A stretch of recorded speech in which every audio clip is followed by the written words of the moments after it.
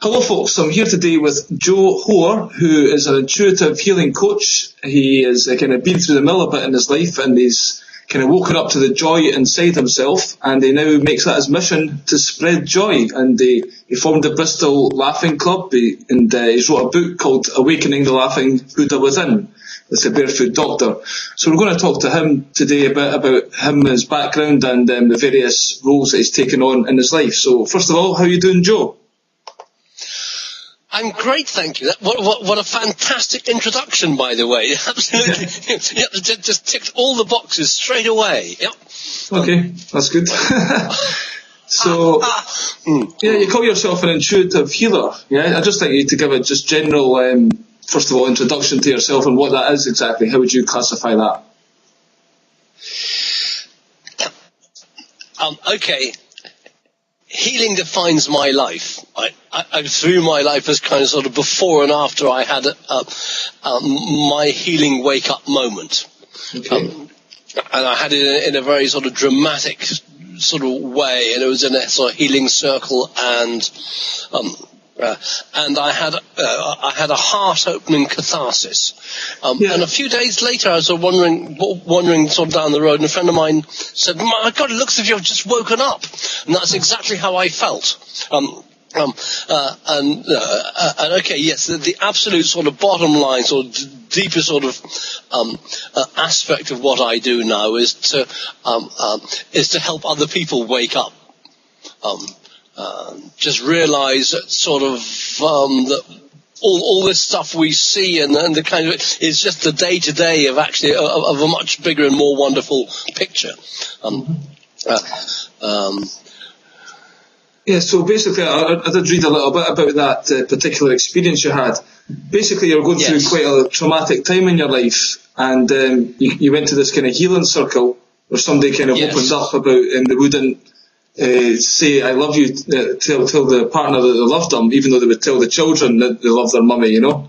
And that within you kind of triggered off a kind of an opening. I think you mentioned in your book it was like a God, what's his name, Gurdjieff, the kind of philosopher. Yeah. Yes. Yep. He basically says you kind of awoke to the spirit world at that point. Yes. Did you feel you were kind of trapped in like an egotistical mentality, physical world, and that kind of made you open up to your emotions or something? Can you describe what you went through in your life that led you to that point, and then the awakening itself, what happened there?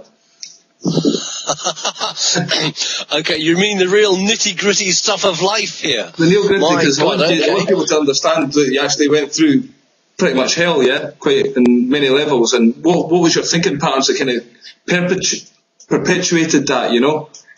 And then it kind of led you to the path where you needed that awakening.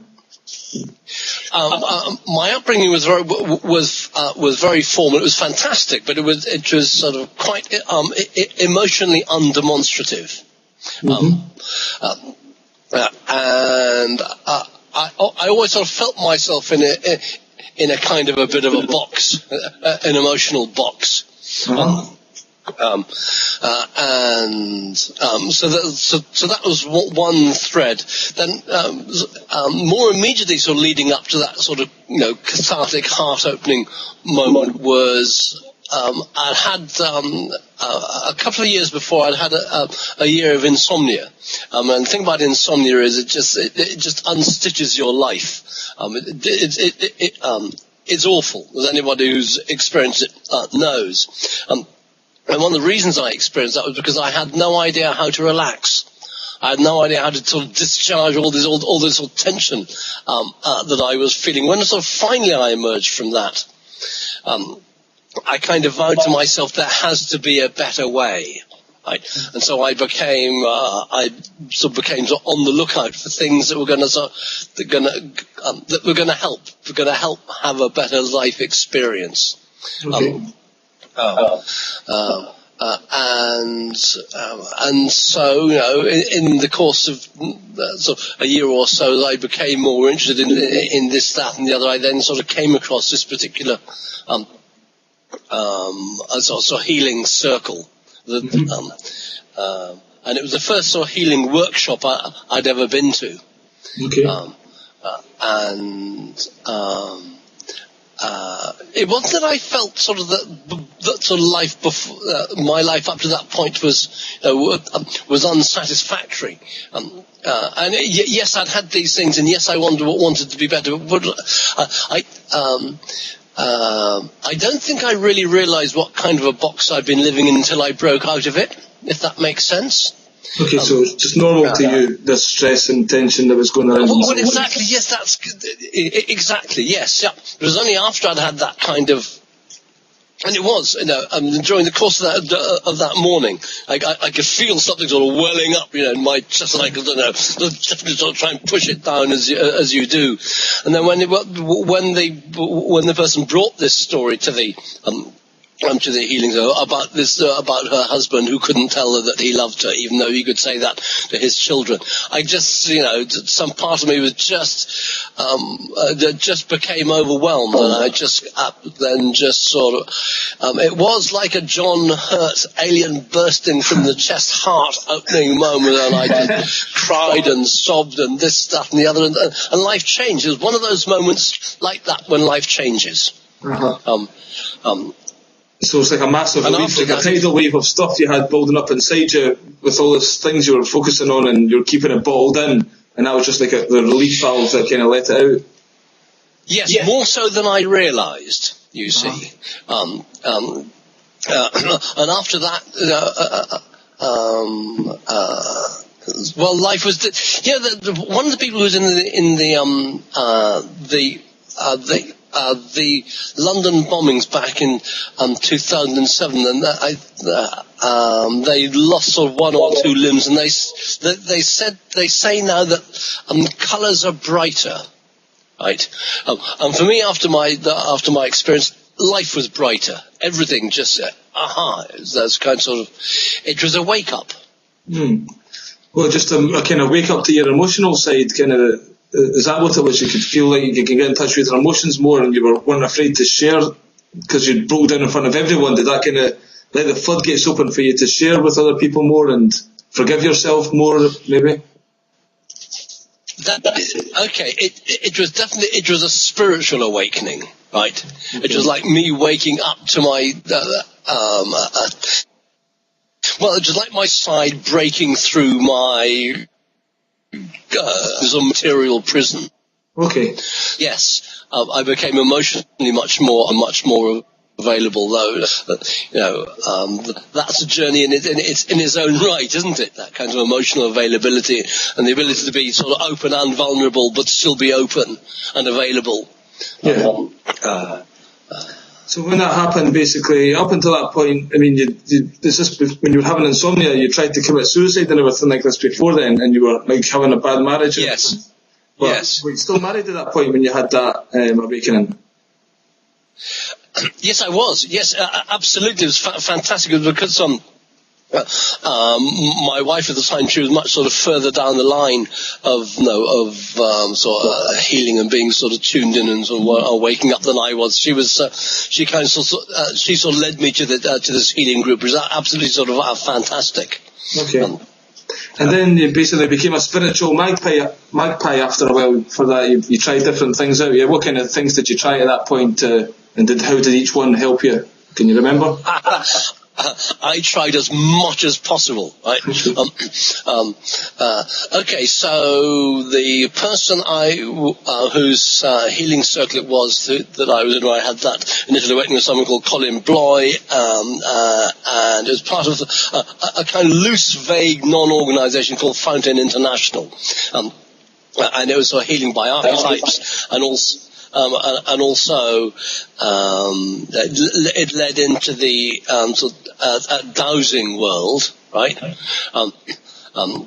So the whole realization that was closed to me before, that actually there is this rich invisible world in which all kinds of really important stuff is happening that impacts every part of our life, and you can access it through various forms of dowsing,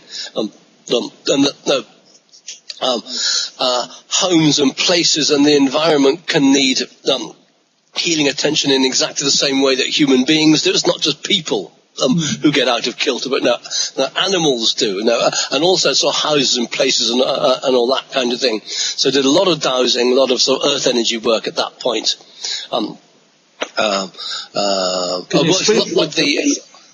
Can you explain a little bit what dowsing is, just for people who don't know? What is dowsing exactly? Dowsing really is it's a way of detecting and measuring subtle stroke invisible energies, right? And when you're dowsing, you measure what you have your own sort of program for, which is why there can be so many different sort of styles of dowsing. One dowser who can pick up one lot of stuff, another dowser who's equally competent might not pick it up at all, just because they have they're looking to measure different things. But no, emotions can be dowsed, for example, and there are all kinds of.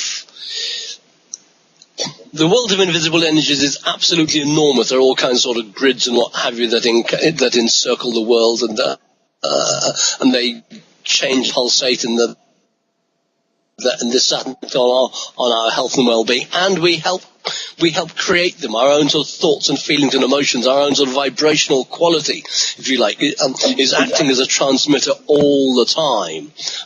And so one of the insights of Fountain and through the work that Colin, who's now sort of the late lamented Colin, did, was you can provide, you can sort of radiate, and you can focus sort of healing energy on places that helps create a positive, beneficial sort of healing field, healing environment in which we can all live. So basically we're kind of magnetic, we're very powerful energy transmitters, so we should be aware of our thoughts and the energy we're putting out all the time. Absolutely. The energy absolutely. Field. And the whole thing, when people come together and do this, right, there's a saying from a funny old book, when two or three are gathered together, all that kind of stuff. So, individually we all come, but collectively when we get together and do it, then we have the potential to do massive and enormous, wonderful stuff. Actually, on Facebook, I set up a group called Tongo, which stands for the Other National Grid Operation, and its aim and its purpose and what it's doing is helping develop and grow and expand a global field of peacefulness. Okay. Very good. So, because how fantastic if the whole world sort of lived in some kind of sort of sense of energetic harmony with each other, and all that. Yeah, that's what the world's lacking, basically. Some kind of I don't know, like stability underneath it all. Kind of the emotions and everything can take everything and make us react in different ways. But we all had that stableness within us and security that we can feel comfortable in ourselves and give that out peacefully. Then the world would transform. Yeah. Absolutely. Yep. So you were doing these various things. I believe there was a friend of mine, actually, a shaman who I spent some time with interviewing in Devon and doing a retreat with him, Peter Aziz. Absolutely fantastic guy. Yeah, you got his healing book and some breathing exercises in there helped you as well. The breathing exercise of his that I remember in particular is building up to a 30-second breath. So in a minute, your minute is taken up with in breath, pause, out breath, pause. And when I read that, and he's fantastic. I've sort of seen him a couple of times, and I have sort of great respect for him. Mm-hmm. As a breathing exercise, it is absolutely fantastic because to be able to do that, to just one breath in a minute, it takes a while. It'll probably take some months to build up to it, but it is absolutely fantastic because you can really kind of sort of slow your processes down, and it's a very calming practice. Mm-hmm. So kind of gets you centered quite well. Oh, yeah, absolutely. It's fantastic. Yes, yeah. And the thing is, with any practice, as you know, and as he would have said, and all kinds of other people say, you tend to combine one practice with another. So no, breathing is fantastic, but it also then means you do tend to get grounded. You do tend to become embodied better. You too tend to get a sense of your feet up on the ground. That sense of being, just having that point of stillness, like the hub of the wheel, right? Yep. Everything else is swirling around, but you inside can be fairly, focused. Yep. Or like the sun with the planets going around it, you're the one in the centre, the secure part. Absolutely. And the outside world can have its chaos, but you're always in your own being, kind of thing. Yes. Yep. Mm-hmm. So that helps you stabilise a wee bit, and then these various other methods were making you more spiritual. And I think a lot of people that become spiritual try out different things to see what works for them. A little bit of Buddhism, a little bit of this, a little bit of that. But you eventually came across this laughing Buddha kind of philosophy. And that's when you seem to have settled on, yeah? How did you come across that, and what made you, connect to that and take that further? Have you ever had that experience? I'm sure you have, and others will have sort of talked about as well, that you go through life, and then you suddenly come across something, and some part of your being just says yes. It's not a kind of conjure. It happens on a being level. Yeah. Well, after doing all after the kinds of healing, awakening, and the dowsing, and the sort of training as a healer, getting my healing abilities trained up. Okay, so you were actually training as a healer at that point. You actually got spiritual and started healing people. So you yourself felt much better at that point, and you were given practicing out to heal people, yeah? Yes. As a healer, what I do is I give people healing. I don't heal anyone. But I allow that energy to flow through, and it is then received by the person or place or what have you, and something or other happens. That's what healing is. It's something. It's something else sort of flowing through to help someone, a person or place, come back into some kind of harmony and balance. So you can't really take responsibility for it then. You're like almost a transmitter of that energy. You're like a conduit. Yes. Yep. A conduit, yes. What I help happen is I help people achieve a degree of self-healing. Mm-hmm. Right? That to me is what a healer does. Right? And yes, after I had my own sort of wake up, I then realised I wanted to delve into this field further, and so I did sort of train in it. Okay. And at the same time, I then came across the work of Chris James, Free Your Natural Voice. What is that exactly? Can you explain that?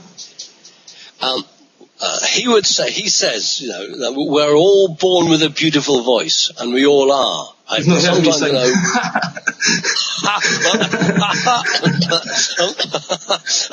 So there can be a whole kind of unpackaging and the delayering process we need to go through to let our own voice. And the thing is, everybody's authentic voice is a fantastic, beautiful, wonderful thing. Okay, so by natural voice, we're not talking like, a great singing voice or whatever, or particularly pleasant. It's just their own expression. Is that what you mean? That person's own individual, true essence being expressed. Is that what you mean by natural voice? Partly, yes. Actually, yes. I mean, not everybody's going to be a Dame Kirite Kanawar or Placido Domingo. But there is a huge beauty. There is beauty in someone's authentic voice. It is easy on the ear, even if they aren't going to be a virtuoso singer. There's something incredibly enlivening and life-enhancing about someone whose voice is their genuine, authentic voice. And again, it's a fantastic, magical sort of delayering process that people go through to get back in touch with it.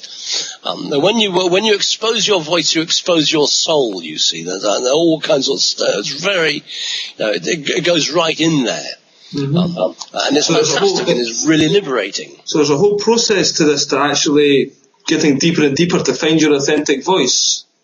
Can you explain a little bit about how to find that? It's quite interesting. Like, how do you go through that process? How do you find your authentic voice? Okay, the actual technique is fairly simple. You just practice sighing. Right. Okay. And you just and you stay with it, and you stay with it, and you then practice sort of vocal slides where you slide your voice down, like sort of. I'll do it if you like. I don't know how it'll sound in the interview, but it's kind of.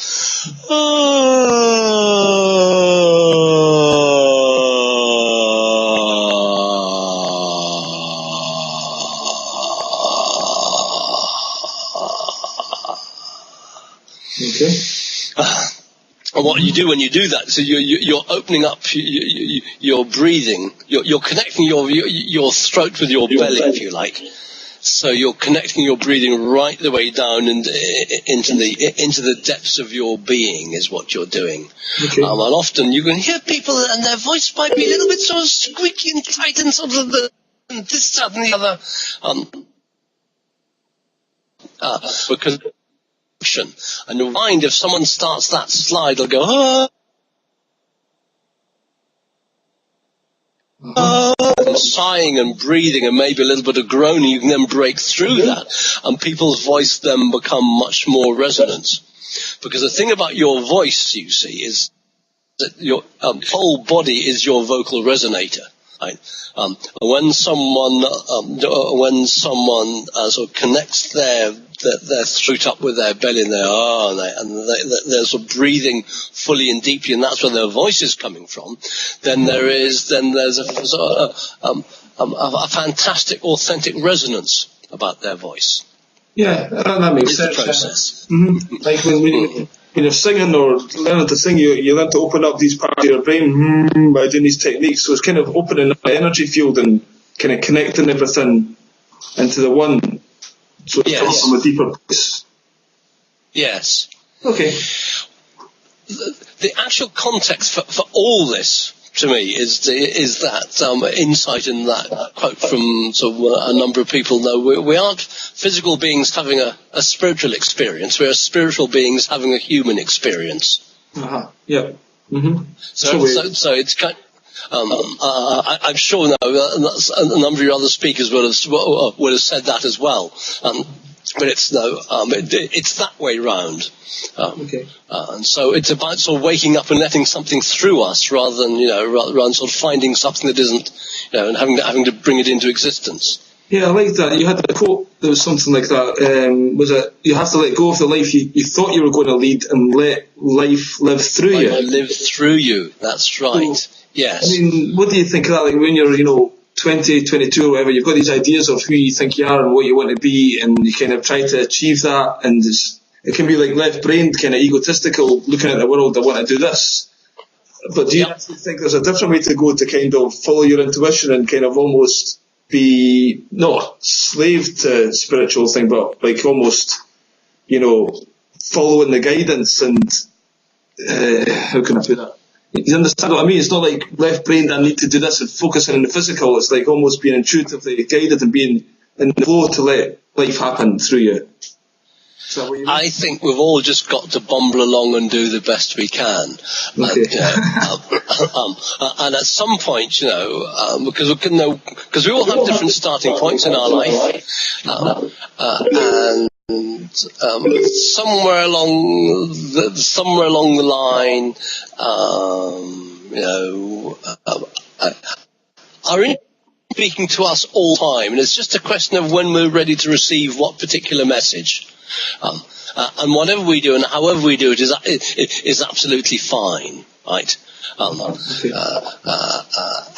there might come a point where we start to think to ourselves, I want something to be this isn't work. I want this to work better. And then we start looking at the other things that are going to help. Okay. So I think it has to be completely sort of self-led. I absolutely, I think the whole sort of should thing. I think we all just need to work it out at our own pace, and when we need something, we become a magnet for that, and we will then draw it into our life. I expect you've had that experience yourself when and suddenly sort of the right experience comes along, even if we don't sort of recognise it as such at the time. Yeah, sometimes you think, as you say, you're bobbling along there, and you seem to be going to a worse place. And just when you get to that place of like almost desperation, somehow it needs to change, and then something at that point comes out. So it's not like you're following what you think's the right path. You're actually going down what could be the wrong path. But at that point, something comes up that can lead you. Like you with your breakdown, for instance, you were going down that way, and then that thing happened that led you the right way. So it's hard to say until it actually happens. Yeah, that's right. J.K. Rowling talks about it. She says we need to sort of reevaluate the word sort of failure. And she had it in the last interview that Oprah did, which was with J.K. Rowling, and they talked about this, the importance of rock bottom. Sometimes, sometimes we need to really go for something and have it go absolutely belly up. Right, and have an utterly comprehensive experience that simply doesn't work, and that can then be the foundation, as it was with her, for example, for something fantastic then to emerge. Yeah. So it's don't be afraid of hitting rock bottom, because that could be the place where people bounce from. Yeah, it's quite an interesting way to look at it. I think I was basically pretty close to there myself. So it forces you to do other things, or it forces you to evaluate, what isn't working and what you can then do to overcome. And sometimes the things that you've been working on, you maybe gained the skills necessary to go in that different direction through failing in the other direction, yeah? Yes. So it's not a failure, you see. It's just an experiment. Yeah, it's just a part of the growth. And that, to me, it's that whole thing, actually, it's the melting of the ego, right? We think we know. Well, when we're younger,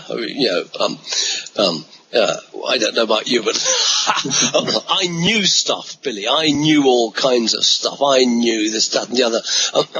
And in my own life, it's all this stuff I knew has progressively sort of been chipped away and thrown out of the window. And stuff we know tends to be our story, the kind of stuff we carry around in life, and that's the stuff, certainly in my own case, and you see it in others, that's what gives us jip in life, when we hang on to the drama. And the more we can just be just sort of soft at the knees and just bend with how life actually happens. Then the better the life experience we're going to have. Yeah, when you have fixed and rigid beliefs. Yes. Then there's no room for manoeuvre at that point. Then anything that somebody says you have an emotional reaction because you're attached to those beliefs. But if you're... That's right. It's tension and conflict all the time. Yes. So the Buddhists say about having a closed mind or a mind like an open cup, yeah? If you're willing for more stuff to come in, then you're more humble and have some humility, and then you'll learn more. But if you like that and you have your fixed beliefs, then basically you're eventually they're going to crack, because the world is changing so quickly. We have to learn to let go of the past and who we thought we were and step into the new all the time, really, yeah? Well, if you don't, you're going to have a life with fairly high degrees of stress and tension and anxiety and angst and all that kind of stuff. But that's okay too, because we all just have to work this stuff out ourselves. Yeah. So you were doing this, the breathing work, finding your natural voice, and this was part of your spirituality thing. And then basically did that lead you to the Laughing Buddha thing? What happened was, for a number of years when I was running these sort of overtone chanting and free or natural voice sessions, I noticed that there was a massive amount of natural, genuine, authentic laughter in these sessions. It just naturally happened. And I thought, that's interesting. And then I sort of came across this body of knowledge, sort of laughter, the best medicine, and the healing power of laughter. And I then realised, because I was also involved in running sort of stress management courses at that time, that there was also there'd been a lot of there's a lot of sort of science and medicine behind it as well. I thought, well, there we go. It's actually it's a real thing. It's a Patch Adams Institute, yeah. That's right, the Gesundheit Institute. Yeah. Well, he was absolutely one of these, one of the Western pioneers, and realised just how much, on a physical level, if nothing else, just how much sort of self-healing occurs when we laugh. Then, of course, it provides an emotional lift, and it provides a psychological lift. And he has his institute, and he goes round as a clown with his funny nose to make his patients laugh. When you laugh, your heart beats faster, your circulation improves, even if you're bedbound. You see, if you do some hearty laughter, you're actually getting a good physical workout and all that. So that's right. There's a huge sort of range of benefits that go with it. And then there's the whole Laughing Buddha aspect, because the Laughing Buddha is an archetype of sort of health, longevity, happiness, prosperity, abundance. And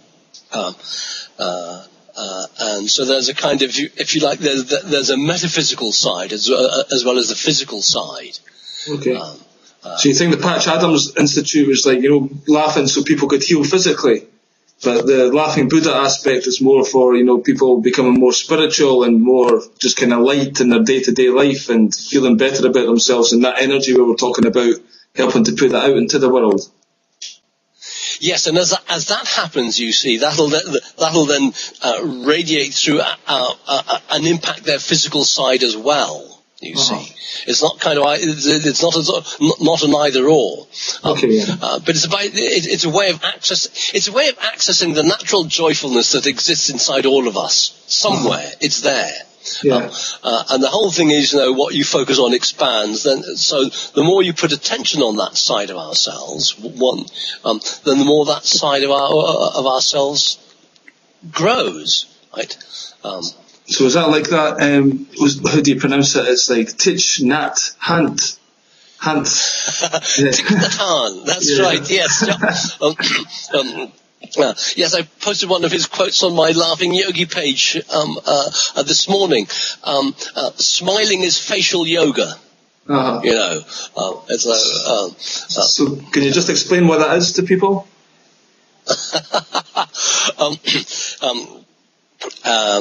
When we smile, our face loosens up. We relax all the muscles. Secondly, we then get it acts as our natural state of good-naturedness, right? Thirdly, it's a communication. And the whole thing, if you want someone to smile at you, smile at them. It's one of these things that it has more value when it's given away, or all that. So it's a way of building this kind of positive, virtuous circle. So is this basically a practice that is like for you do in the morning and the evening to practice smiling? You'll smile in front of the mirror, and is that part of you give yourself a facial massage? Is that part of it as well? And there's absolutely. There's this thing with the pencil in the teeth as well. to basically to force you to. Yeah. well, there was a study done in 1988. And the group was split into two, and one half the group was given the pencil and asked to hold it like that, in their teeth, and the other group were asked to hold it, between their lips. In their lips. Mm-hmm. Yep. And they were then shown exactly the same series of cartoons, and the group that had the pencil in their teeth found the cartoons much funnier. And so they realized that but simply by having your face in the facial position of a smile meant that they were experiencing sort of greater enjoyment in that moment. They then discovered that that sense of enjoyment lasted far longer than just the duration of that experiment. So as a practice, it's fantastic, because if you do that at the start of the day, this is one of the things that we do through sort of the Bristol Laughter Club and the likes. Encourage people to start their day well, because it's a 10-second practice, 10, maybe 15 seconds. And you can do it even before you get out of bed, right? Just put and maintain a genuine smile on your face for 10 to 15 seconds, then just see how that impacts your day. Yeah, it's something that most people get up all work today and kind of brush their teeth and go on. We don't actually take the time to smell and say, okay, it's going to be a good day. It can have quite a profound effect, I would say, on your day. I've never actually tried it yet. I've been reading about it, but it's just a simple thing, that I'll maybe try tomorrow and see how it pans out. But I can see how it could definitely, going to sleep at night, smiling as well, could make your dreams more pleasant or whatever. Yes. And then maybe. Well, you see, the morning smiling practice is the experiential equivalent of a Louise Hay affirmation. Right? Okay. Louise Hay and her affirmations, you're saying stuff to yourself. Well, with this smiling exercise, you're doing stuff. But the principle is exactly the same. You're doing something positive and affirmatory at the start of your day. And that's why, it's good to have an armory. It's good to have a range of different things we can do depending on where we are in our mood and just where we are in our life and all that kind of thing. Yeah, well, we're talking about how the laughter can help heal the body, but there's a physical thing that actually helps the spiritual, or emotions, so it kind of works both ways. Yes, it does. One of the things that happens when just taking this smiling thing, when you smile, when you do this smiling as a practice, the fact that you're even doing it at all, you see, is a major positive affirmatory step in its own right? Because it shows that you've actually sort of decided to take charge of something and to do something. Yeah. Yes, exactly. Yeah, and so actually having taken that original decision, that itself triggers. It means you're predisposed for things to go better. Because so what it comes back to, you see, what it comes back to all the time is awareness, right? Because until we're aware, we aren't aware of the possibility of choice. We can just be living in kinds of, we're just sort of responding to whatever happens, whether it's an external stimulus or an internal stimulus. No, we're just but as soon as you have that sense of being aware, just, oh right, so that's what's going on, then we can start to decide how we're going to respond to the various stimuli. And Eckhart Tolle talks about it beautifully on page 1 of The Power of Now, when he says that he reached a point where he suddenly realized he couldn't live with himself any longer. Yeah. And then he suddenly thought, hang on, how many of me are there? I can't live with my, and the realization that, that he had this potential for awareness, that underpins everything, does it not? Yeah, just created that gap. Like as you say in your book as well, you talk about how meditation can make you see that you're not actually your thoughts. It creates a gap between the thought and, reacting to it. Yes. So therefore, you have a choice of whether you react to that thought and which way you react to the thought. Yes. So Eckhart again, so that said it beautifully. Don't believe everything you think. Yeah. You see. Fantastic. But actually, Sue, we do tend to be doing this much more in our life than we sometimes realise. Because, for example, if you're a parent, morning time comes and it's time for kids' breakfast and school run and what have you, sometimes we have to just get up and do stuff, irrespective of how we're feeling. Right? Yeah. You have to get out of bed. You have to go to where so all the time. Actually, we're having to exercise this ability to do stuff that we have to do, even if it's not stuff we would necessarily have chosen to do.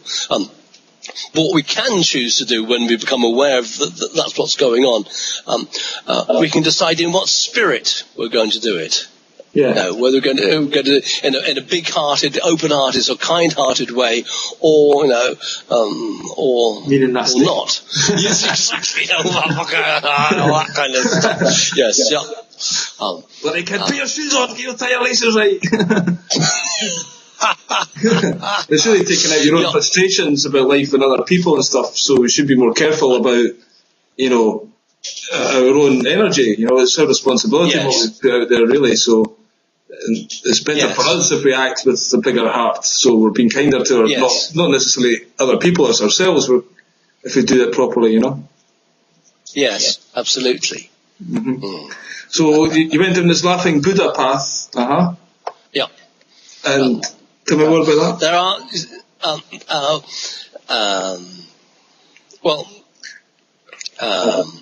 it's a great set of practices, you see, because I've done the meditation, and I did meditation for a year, and I know it's always, meditation is sort of hardwired into my psyche now, so I've done that, sort of sitting and breathing, and look at a crystal, look at a candle, and all that, and it can be quite,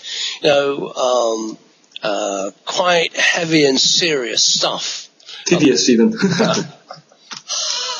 Well,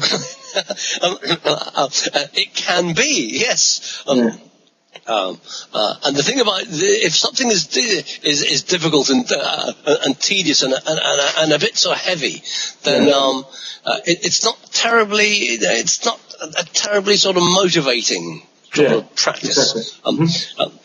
Whereas the things that we do that we enjoy and that are sort of light-hearted and that are fun can be much easier practices to keep going. Yeah. And so that there's a Zen practice as well, as well as a Huna, the Hawaiian sort of shamanistic practice, where you play with your laughter sounds in the morning. Right, and you keep playing with them until you've accessed the genuine thing, and it's a practice. It is a sort of meditative practice, but it's a light-hearted one rather than kind of, oh my God, I've got to sort of sit. Yeah. So is this part of the practice that you've done that you built up to laughing continuously for 2 hours? Is that like you kind of and then you forced yourself to do that? Yes. In principle, you see, it's no different doing that. I did it for an hour. I personally have done it for an hour. And in principle, it's no different doing that from sitting and meditating for an hour. Okay. And all you do is on each out breath, you just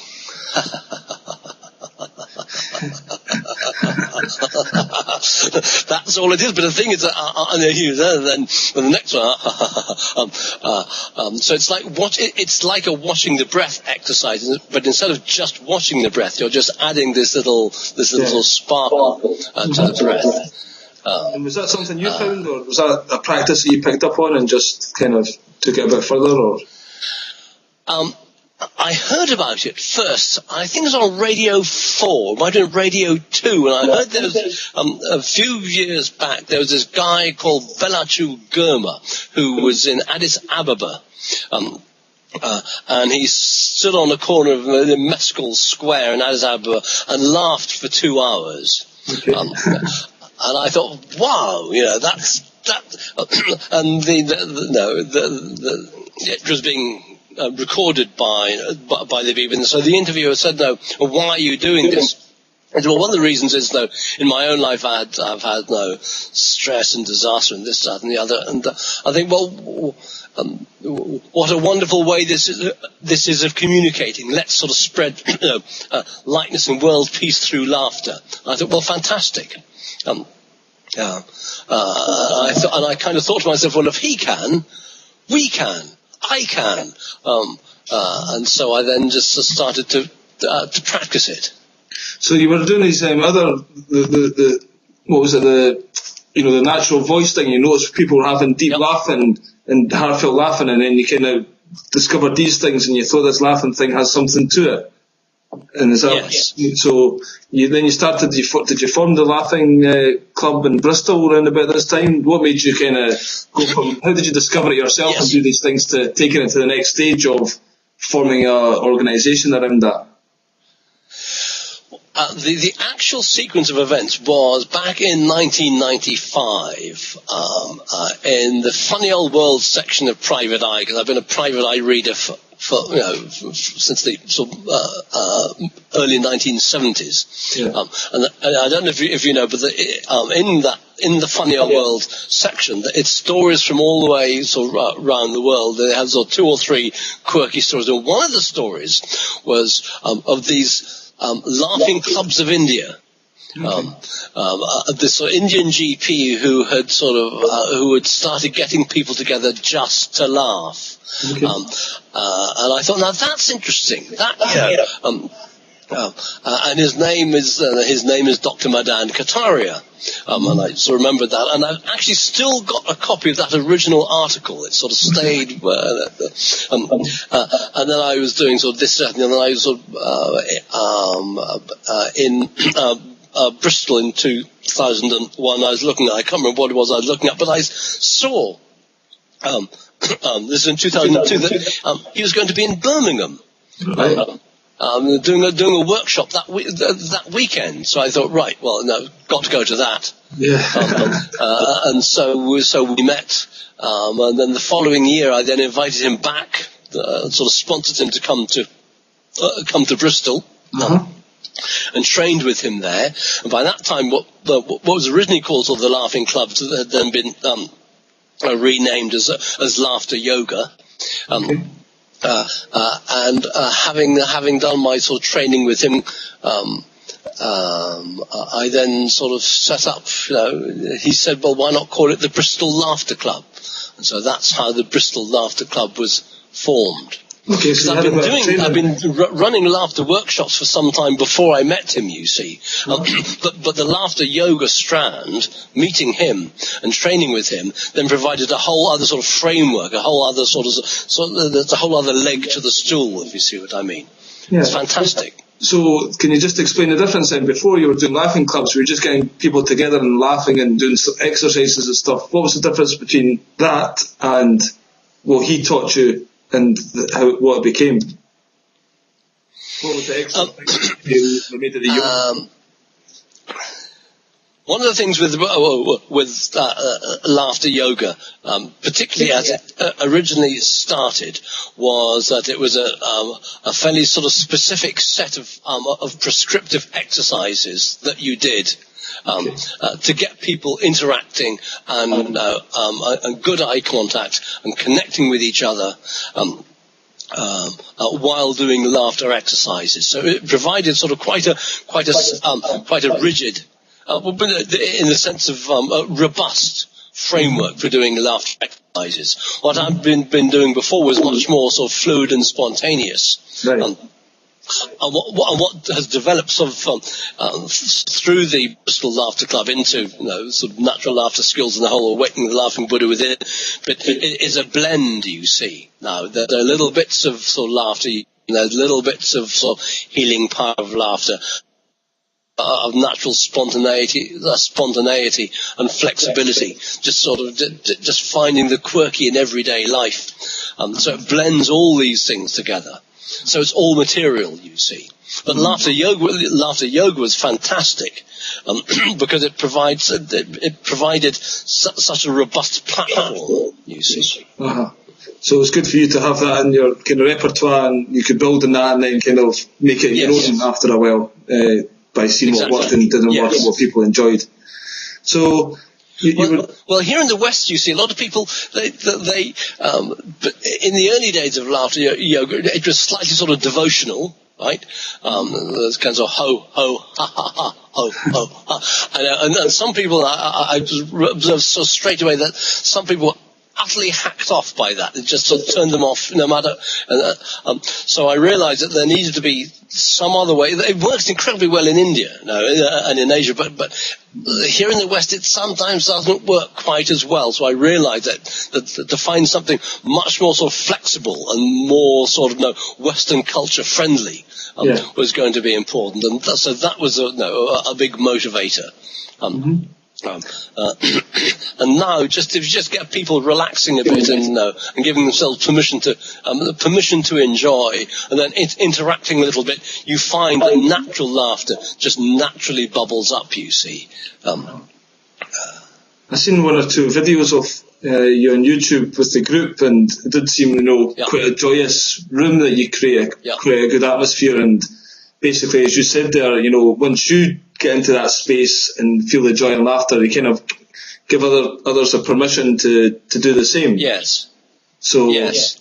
I guess it's very important, your state of mind going into these things. You have to be feeling good. And do you work on yourself before going in there? Or are you naturally this way now? You've done it that long. Do you feel joyous all the time now? Apart from when I'm feeling sort of angry or blue or yes, it is a kind of sort of baseline. But other stuff happens as well. What's incredibly important, I have found, before any session, whether it's a really long session or a really short session, is to do the preparation. Kind of just, it's like it is the kind of mental rehearsal bit, but it's also there's also an aspect where you're kind of dedicating the session to the greatest good. Yeah. Right. So actually, all my work really, it's the healing power of Awakening the Laughing Buddha Within, or Laughter Yoga, or whatever it is. And so my work really is, it's about empowerment, you see. Empowerment through playfulness and passion, right? And just inviting people to really sort of come alive. In an open-hearted and generous way, and when they do that, the good vibes. Just the room is just full of good vibes, and they just sort of bounce around, and it's fantastic. So these groups that you organise in Bristol, you do this on a weekly basis. Is that still ongoing? The laughter groups? And do people come monthly? Monthly, okay. And do you get regulars coming quite often? Yep. And you said empowerment there. Is that the ultimate goal with this? It's just not about laughing and feeling good. It's actually about taking that good feeling and then changing their lives. And, as we said before, about acting better in that day to create a better day for themselves. It's really an extension of that. Is the important side of it, really. Yes, the laughter isn't the destination; it's the way of travelling. It's the way of accessing, as wonderful a life as possible for everyone. And when we lighten up, and are a little bit spontaneous and sort of flexible and happy to go with the way life actually is happening, magic happens, and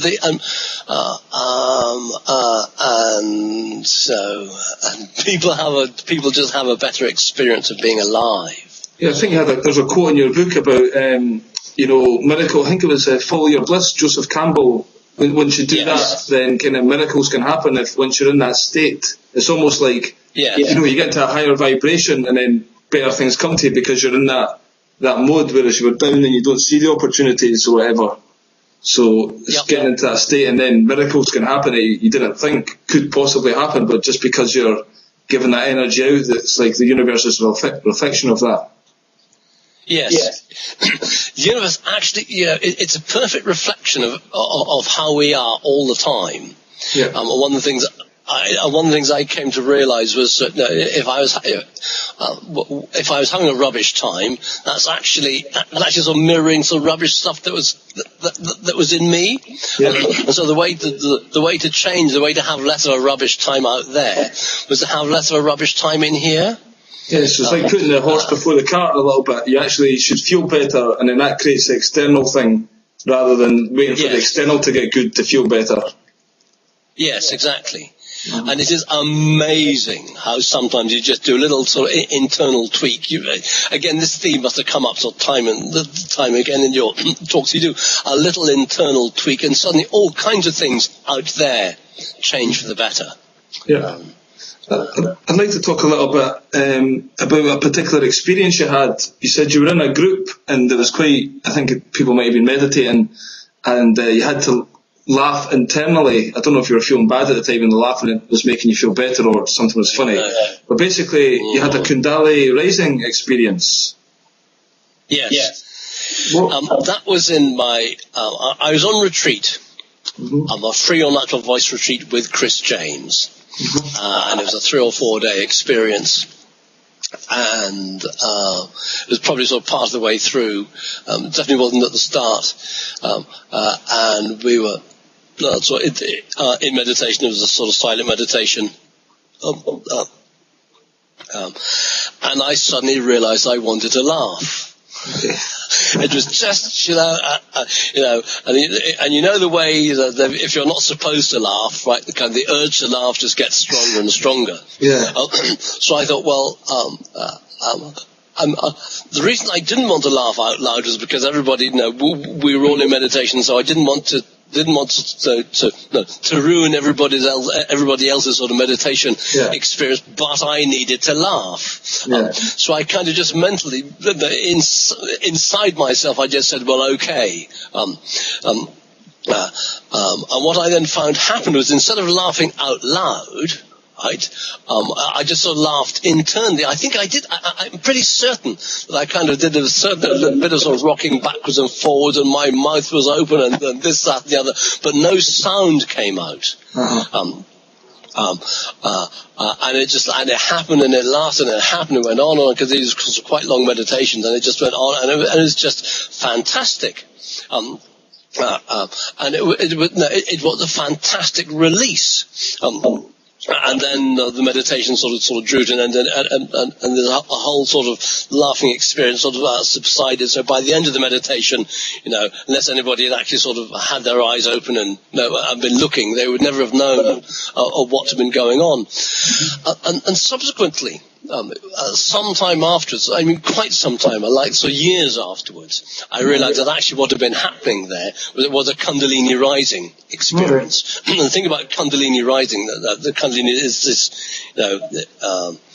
it's a way of connecting sort of with the divine. It's the energy rising up the spine. It's it's the double spiral and all that. It's often thought of as a sexual energy, and it often is a sexual energy, but it's not necessarily, because it's actually it's that sense of reconnecting, reconnecting with the divine. And I realized then, through my own experience, that can happen through the power of laughter. Mm-hmm. So how did you feel different after that? I've heard different people describe this Kundalini rising. Kundalini rising. Did you feel like more spiritually aware after that, or what made you look back and realise that was particularly a Kundalini rising experience? Does it affect you now? Are you in a higher state now because of that, or? Colours are brighter. Yeah. Okay. Yeah. So you think you've kept that with you? Once you've had that, then that's basically stays with you forever after that. It does with me. Can you help people achieve that, or is it something quite spontaneous? Because most of the time, I think people talk, it's been spontaneously achieved. I don't think it. If you. I think it's a kind of byproduct. What's going to happen, what is likely to happen if you're if you're on the path, right? If you're doing those sort of spiritual development practices, right, then basically you are inviting that connection to happen, because because the deeper purpose of spiritual practice is to reconnect, and the Kundalini rising experience is a way of reconnecting. Okay. So I think, again, it's a cart and horse. I think it's a mistake to look to have a Kundalini rising experience. Yeah. What you need to do is just do the kinds of clearing and, and remembering and letting go and melting the ego and letting life live through you. And then all kinds of other things will happen, and you might well have a Kundalini rising. You will have to be chased. It might not be a dramatic one. No, exactly. Absolutely. Mm-hmm. So there's another thing that somebody about physical looseness and tension in the body. I think there was a guy in a wheelchair you talk about in the book that he had an accident, but he done this. He says we carry too much tension in our body. Do you do any practices with that? Is that part of the laughter group? Like giving yourself a shake. Okay. So what's the process in that? For me, I mean, and a theme all the time is that the way to change from life being a thought to life being an experience is through the body. Right? Because as soon as we start to have physical awareness, as well as all the stuff that's going on in our head, it then it makes us more present. It makes us more aware. And so the physicality, the looseness and the bodywork side is essential, right, and it's fun. But also it operates on all kinds of levels. If we've got lots of tension in our body, then like to have headaches and sort of tight joints and all that kind of stuff, and a movement and moving around and walking and that kind of stuff. It's a great sort of natural remedy for some mild to moderate depression. Right, if you're feeling blue, just get out and walk. Get out and be active. So that's plus, then increasing your natural sort of suppleness and your posture and your sense of balance and all that sort of stuff. Well, especially your posture's looking very good, Billy. It's not normally. I'm just going to say, especially these days, we're all sat in front of our computers, far more than we should be. And back in the past, people live longer. Like, for instance, there's women in Tibet and whatever can live to 100 years old and still be physically active because that is what they're doing all the time, And now our bodies are not used to that physical activity, so we're losing that, motion and that tension that's stored in the body, and then that works its way into the brain and all the rest of it. So it's an important thing to do, I've actually started getting on my bike in the morning and going down. I used to take the motorbike when it's a bit cold, but I'm taking the bike now. And I'm going down to the beach for a swim and coming back and just finding that little half hour in the morning just to do that kind of wakens you up a bit, and a bit more energy at the start of the day. So I'll need to do the smiling exercise first and then go on the bike. Smile when you're on the bike. On the bike, yes. I was going to say that, All the way down. Look at that idiot. But you've got to also not care what other people think sometimes as well, Like sometimes we're very rigid in our body just because we don't express ourselves because of the fear of other people thinking. Whereas I think you can see that you've got over that. You should say it in all the traumas and difficulties in life. Once you go through a lot of shit, basically, kind of, a lot of things just don't matter anymore, and you can just say, right. So I've been through quite a lot of stress in my life as well, and I'm at the stage where I don't really care. I've never really cared much, but now I really don't care what others think. In certain aspects, anyway. There's always, levels. I'd like to talk a bit about your book. What made you write the book, and how did you go from running these clubs? What made you want to write the book? And you got in touch with the Barefoot Doctor about that. How do you know him, and how did you get him involved? I wanted to write a book to help pass this down the line, right? That's why I wrote the book.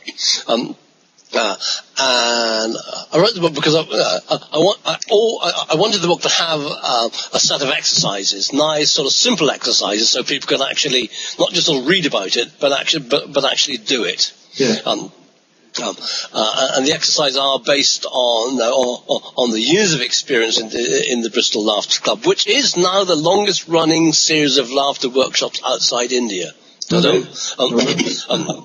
And a short documentary has just been made. It's called The Best Medicine. It's up for an award in the Sheffield International Film Festival next month. All right. Were you involved in that? Is that part of? Were you involved in the making of it? Or okay. Yes. Yeah. Two filmmakers approached me and they wanted to know more about what we did in the Bristol Laughter Club. And then it's a story of someone who comes to the club regularly, and who's got used to be prone to fits of rage and stuff like that. Once he started using what we do in the Bristol Laughter Club, it sort of turned his life around, and this, that, and the other. He's also got the condition, I forget what it's called. It's the same condition that the composer Taverner has, where your bones keep growing. So your and it's I forget what it's called. It's a pretty sort of acute condition. Anyway, so the idea of having in sort of written form the exercise that people can use themselves suddenly became a more and more sort of important idea. Well, you can reach more people with that as well, yeah? Yes, exactly. And everybody's in Bristol. Is it on? Not everybody's in Bristol, so you can reach the world. Exactly. So it's a sort of progressive set of exercises, and there's a bit of sort of a bit of story there about how I came sort of to be doing all this stuff. And some of the ancient the ancient knowledge and the science and so it's a story and a guide and a manual. And just as I was sort of finishing the project, I met the Barefoot Doctor, Stephen Russell. Okay. Because and I'd known of him. We'd had a little bit of sort of email contact before, and I knew him. I knew him for his sort of Tai Chi expertise, and I suddenly thought to myself, well, how fantastic it would be to have a kind of Tai Chi based set of exercises to go with the strictly kind of sort of healing power of laughter exercises. It's actually quite a good matchup, yeah. Well, I think it's fantastic. But what I didn't realise, you see, until I read his introduction, was this thing called laughter readiness, is at the heart of Taoism. Yeah. And I knew all these quotes like, laughter is the language of the gods, and time spent laughing is time spent with the gods, and all that kind of thing. I hadn't quite twigged that actually what he terms a state of laughter readiness is right at the core of Taoism, because laughter readiness, you see, actually it's in that sense it's a celebration. It's a celebration of something fantastic, and so the book was it gained far more than I realised on a conscious level, by having him as co-author. Well, he's kind of got a worldwide reputation as well. A lot of people know of him. Yes. And they are kind of his fans are quite light-hearted. He presents his Taoist in a quite light-hearted way, and he does music and all kinds of stuff. So that's why I think it's a good matchup for your type of thing. The people who like him will see what you're offering as well. Yes, we do get on. We get on very well. So, have you had much reviews of the book? How long has the book been out now? The book it's been out on Kindle about a month, so something like that. Okay, never really took this one. So not long. But there is now a hard copy as of today. All right, arrived today. Awakening the Laughing Buddha Within. There we go. Laughing Buddha Within. That's right. Yep. Cool. And it will be available on Lulu.com. And yes, and there we go, and often fantastic. And there are reviews. It was first released on as a Kindle, so it's on Amazon. So there are Amazon reviews and all that kind of thing. Yeah, I was just wondering if you had any reviews in magazines or anything like that, or are you punting out there to people to get reviews? Spirit and Destiny. It's in Spirit and Destiny. Yeah. A mention of it is in this month's Spirit and Destiny. There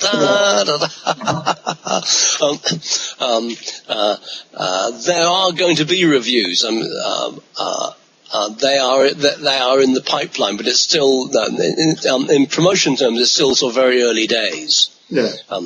But in my mind's eye, Billy, I see either or both Oprah and Deepak Chopra holding this book up, saying this is a fantastic thing.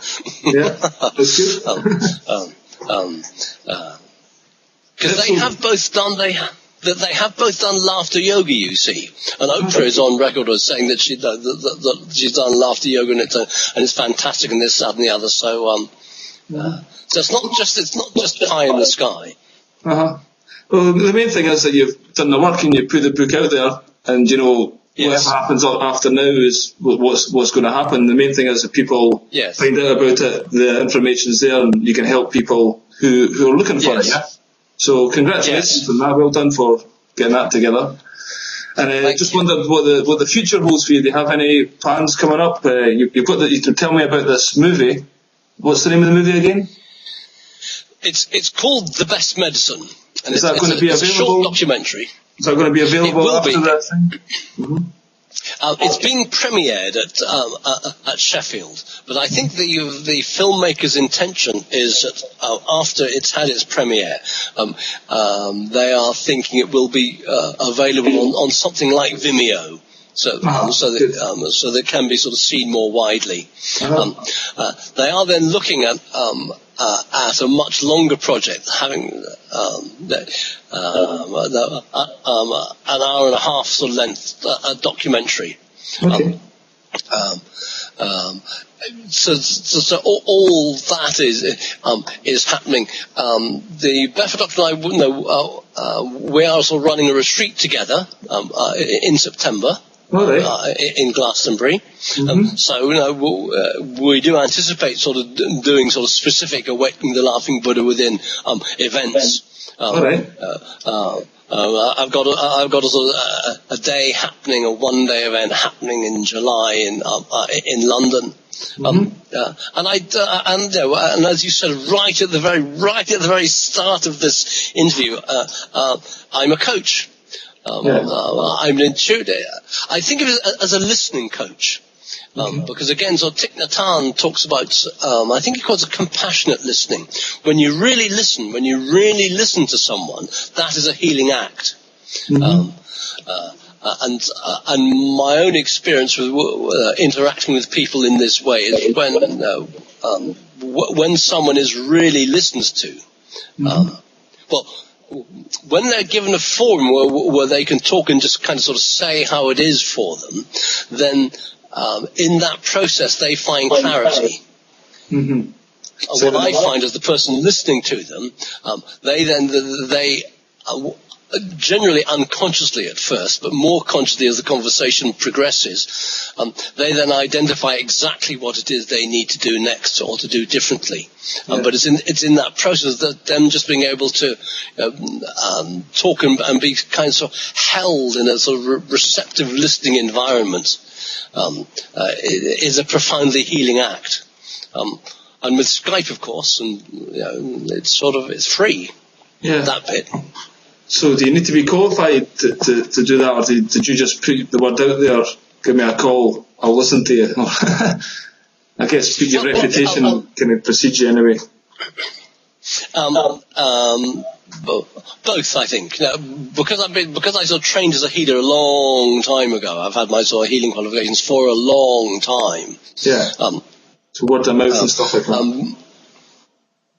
Yes, yeah. It's quite funny. I was talking to a girl today, a woman, and she was talking about how women, have got all this stuff inside them, and they talk far more than men, and they just talk to get their stress out of them. But I made the point, men tend to listen to try and solve problems, but actually women don't want the man to solve the problem, they just want the man to listen. Yes. And as you say, once the woman talks, then she feels better for sharing, and probably the answers that she has, she'll come to herself. But the men actually need to learn to actually just be a good listener. That's why women tend to like men who can listen, That is absolutely true. Yes, absolutely. Yeah. So, I see the value. But on the listening theme, you see, there's a friend of mine is called Joe Berry. And she's founded a charity called Building Bridges for Peace. And I think it's probably almost certainly one of the stories on her website. Her father was one of the Conservative MPs who was blown up in the Brighton bomb in the 1980s. He was killed in that explosion. And then some years later, she met Pat McGee, the bomber. And as it so happens, they now co-present this program. And apparently, one of the things he said, though, because she just sort of listened to him, when they met, she just listened to him while he told his story. Apparently, one of the things he said to her was, well, I've never been listened to in my life before. Okay. And it was on the back of that they now co-present, and they do all kinds of sort of wonderful, fantastic stuff with the Forgiveness Project and all that. And she's just done a TED talk. Okay. So never underestimate just the power of a good listening. Yep. So at one point on one of my shows, or comedy shows, I did say that we all want to be heard. Ultimately, it's kind of, sometimes you do need somebody to listen to you. And it's very important, because we're kind of rushing around trying to get money or looking after children or all these external pressures, but we have to kind of take time for each other, which I'm really appreciative of you yourself, Joe, and all you've done, and going through all you've been through, and going to the dark depths and then coming back and now spreading joy into the world. So I appreciate all your efforts and keep up the good work. In fact, we're going to hook up again soon and maybe try and do something together, I think, through Steve and Cam. So we'll see how that goes. Exactly. So, fantastic. Yep, it's been a pleasure talking to you. And we'll wrap up now. Enjoy the rest of your day, yeah? Okay. Cheers, then. Thanks. Thank you, mate. Bye-bye. Bye-bye now.